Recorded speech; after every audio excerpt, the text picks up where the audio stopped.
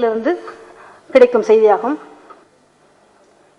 ஆடல் நிகழ்த்தும் போது அபிநயம் நிகழ்த்தாமலும் அபிநயம் நிகழ்த்தும் போது ஆடல் நிகழ்த்தாமல் இருத்தல் வேண்டும் எனவும் கூறுகிறார். அடுத்து அடியார்க்கு நல்லார். நான் ஏன் பஞ்சமரபை சிலப்பதிகாரத்தோடும் நாட்டிய சாஸ்திரத்தோடும் ஒப்பிட்டேன் என்றால், இந்த நூல் நான் முதலே சொன்ன சிலப்பதிகாரத்தில் அடியார்க்கு நல்லார் அந்த நூலை பயன்படுத்தியிருக்கிறார். இதில் முதல்ல தமிழில் தோன்ற இந்த நூல். இதில் செய்திகள் இருந்தாலும் இன்றைக்கு காலகட்டத்தில் யாரும் பஞ்சமரபில் உள்ள முதிரைகளை அந்த முதிரை வந்து பயன்படுத்தலை. பல மாற்றங்கள் வந்திருக்குது. அதனால நான் அடிப்படையாக அந்த சிலப்பதிகாரத்தையும் நாட்டிய சாஸ்திரத்தை வடமொழி நூலோடையும் ஒப்பிட்டு முடிவாக என்னுடைய கருத்துக்களை நான் இங்கே கூற இருக்கிறேன். அடியார்க்கு என்ன சொல்றாருன்னா, அபிநய கூத்து என்பது கதை தழுவாது பாட்டினது பொருளுக்கு கை காட்டி வல்லவம் செய்யும் பலவகை கூத்து. அடியார்க்கு நல்லார் கூத்தின் இலக்கணம் என அறுவகை நிலையையும் ஐவகை பாதமும் ஈர் என் வகையை அங்கக்கிரியும் இப்படி ஒரு பாடலில் சொல்றாரு. அறுவகை நிலை என்பது ஐவகை பாதம், அங்கக்கிரியை 16, வருத்தனை 4, நிறுத்தக்கை 30 அப்படின்னு அதற்கு அந்த உள்ள அதற்குரிய முதிரைகள்லாம் இங்கே சொல்லியிருக்கிறார். சுவை என்பதற்கு இங்கே விளக்கம் கொடுக்கிறார். சுவை என்பது 9 வகைப்படும். அவை வீரம், பயம், இழிப்பு, அற்புதம், இன்பம், அவலம், நகை, நடுநிலைமை, உருத்திரம் என்பன. சுவைகளை பற்றி கூறிய அடியார்க்கு நல்லார் அவைகளை வெளிப்படுத்தும் செயல்பாடுகளையும் விளக்கியுள்ளார். சான்றாக வீரச்சுவை அபிநயம் விளம்பும் காலை, அதற்கு முறிந்த புரிவம், சிவந்த கண்ணும், பிடித்த வாளும், கடித்த எயிரும், மடித்த உதடும், சுருட்டிய நுதலும் என்று இந்த நூற்பாவால் மேற்கோள் காட்டியுள்ளார். இச்சுவைகளை வழிகாட்ட 10 வகையான விரல் தேவை. விரல் என்பது சத்துவம். சத்துவம் என்பது மனத்துள் தோன்றும் உணர்வுகளை மெய்யின் வழியாக வெளிப்படுத்துவது. இதனை மெய்மயிர் சிலித்தல், கண்ணீர் வார்த்தல், நடுக்கம் அடுத்தல், வியர்த்தல், தேற்றம் என இந்த பாடலில் விளக்கியிருக்கிறார்.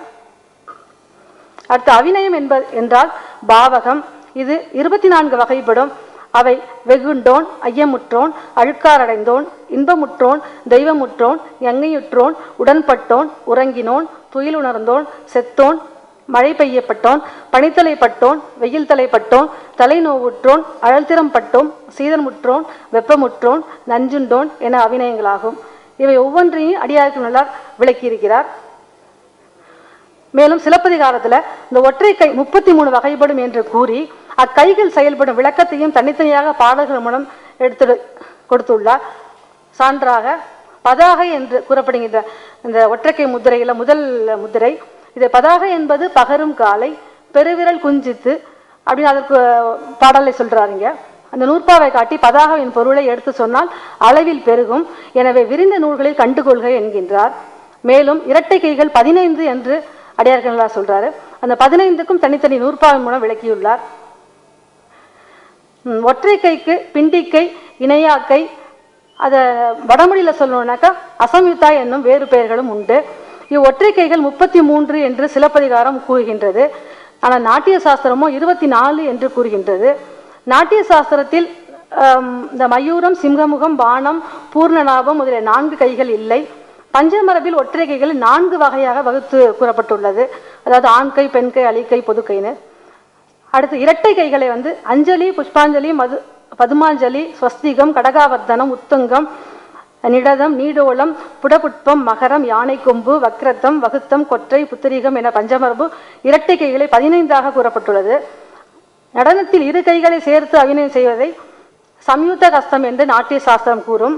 அபிநயத்தில் 1 கையை மட்டும் பயன்படுத்தி செய்யப்படும் முதிரைகளை அசம்யுக்த கஸ்தங்கள் எனப்படும். இவை 24 எனவும் பரதர் கூறியிருக்கிறார். பாத அசைவுகளை 5 வகையாகவும் அபிநயங்களை 4 வகையாகவும் பரத நாட்டிய சாஸ்திரம் கூறியிருக்கிறார். அவர் கூறியிருக்கிற அபிநயங்கள் 4 வகை: ஆங்கீக அபிநயம், வாச்சிக அபிநயம், ஆகாரியம், சாத்விகம். அந்த ஆங்கீகம்னா அங்க அசைவுகளால் அபிநயித்தல், வாச்சிக அபிநயம் என்றால் வார்த்தைகளால் அபிநயித்தல், ஆகாரிய அபிநயம்னா அலங்காரங்களால் அபிநயித்தல், சாத்விகன்னா உள்ளத்து உணர்வுகளை முகபாவத்தால் வெளிப்படுத்துதல். இப்படி நாட்டிய சாஸ்திரத்தில் அவர் அபிநயத்தை பற்றி விளக்கியுள்ளார். அடுத்து மேலும் ஒற்றைக்கு முத்திரைகளால் தவிர்த்து பஞ்சமரபுள்ள அங்கக்கிரியை மரபு என்று ஒரு மரபை சொல்றாரு. அதில் அங்ககிரிகை 16 வகைகள் ஒவ்வொன்றையும் தனித்தனியாக விளக்கியிருக்கிறார். அடுத்த கார்த்தொழில் மரபு, அதாவது இதில் தேசி, வடுகு, சிங்களம் என்னும் 3க்கும் உரிய கார்த்தொழில் பற்றி கூறுகிறது பஞ்சமரபு. தேசிக்குரிய கால்களான 10 வகையாகவும் வடுகிற்குரிய 10 வகை கால்களும் சிங்களத்திற்கு 8 வகை எனவும் விளக்கியுள்ளது பஞ்சமரபு. அடுத்து பிரம்பு இலக்கணத்தை பற்றி கூறியிருக்கிறார். நடன அரங்கில் நட்டுவனார் கையில் உள்ள பிரம்பு நடனத்தை கற்றுத்தருகின்ற போது தாளத்தை தட்ட பயன்படுத்தும் தட்டுக்கிளி என்பர். இப்பிரம்பினுக்கு இலக்கணம் கூறுகிறது பஞ்சமரபு. இதே பிரம்பிற்கு சிலப்பதிகாரத்திலும் உரையெழுதியிருக்கிறார் அடியார்கண்ணலார். முடிவுரையாக நடனத்தில் அபிநயம் செய்வதற்கு கைகளை பயன்படுத்துவர். சிலம்பிற்கு உரை வகுத்த அடியார்கண்ணலார் 33 கைகள் தமிழ் மரபினுக்கு உட்பட்டது என்று அறிதல் வேண்டும். மேலும் ஒற்றை கைகள் செய்கைகள் தமிழ் மண்ணுக்கு உரிய பொருளோடு தொடர்புடைய செய்கைகள் என்று கொள்ள வேண்டும். காரணம், வடமொழியில் எழுதப்பட்ட பரத சாஸ்திரம், அபிநய தர்ப்பணம் போன்ற நூல்கள் ஒற்றை கைகளின் செயல்களின் எண்ணிக்கையிலும் செயல்படுத்தும் முறையிலும் பல வேறுபாடுகள் உள்ளன. ஒற்றை கைகள் எண்ணிக்கைகள் பஞ்சமரபு, சிலப்பதிகாரம், நாட்டிய சாஸ்திரம் ஆகிய நூலுக்கு நூல் வேறுபடுகின்றன. தற்கால நாட்டிய முறையில் அபிநய தர்ப்பண வழி காணப்படும் முத்திரைகளையே பயன்படுத்தி வருகின்றன. பஞ்சமரபு, சிலம்பு, நாட்டிய சாஸ்திரம் ஆகிய நூல்களின் வழி அறியப்படும் ஒற்றை இரட்டைக்கை முத்திரைகளை நாட்டியத்துறையில் ஏன் பயன்படுத்துவதில்லை என்பது ஒரு ஆய்வுக்குரிய செய்தியாகும். நன்றி, வணக்கம். இந்த அரங்கத்தை பொறுத்தளவில் ஆய்வு பொருண்மையாகவும் மேலாய்வுக்குரிய கருதுகோள்களாகவும் பல கருத்துக்களை இங்கே நம் முன் வைத்திருக்கிறார்கள். நாம் அதனை விவாதமாக எடுத்துக்கொள்ள 1000 இடங்கள் இருக்கின்றன. இருந்தாலும் கூட ஒரு ஆய்வு என்பது அந்த பொருளினுடைய முழுமையிலிருந்து நுண்மையை நோக்கி செல்லுவதாக இருக்க வேண்டும்.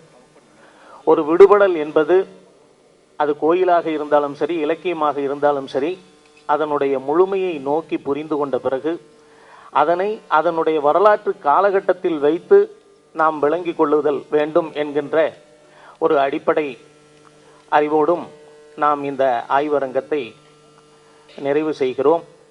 இங்கே வந்து இந்த ஆய்வரங்கத்தில் தன்னுடைய கருத்துக்களை பகிர்ந்து கொண்ட ஆய்வாளர் பெருமக்கள் அனைவருக்கும், பார்வையாளர்கள் அனைவருக்கும் என்னுடைய மனமார்ந்த நன்றிகளை தெரிவித்துக் கொள்கிறேன். நன்றி, வணக்கம்.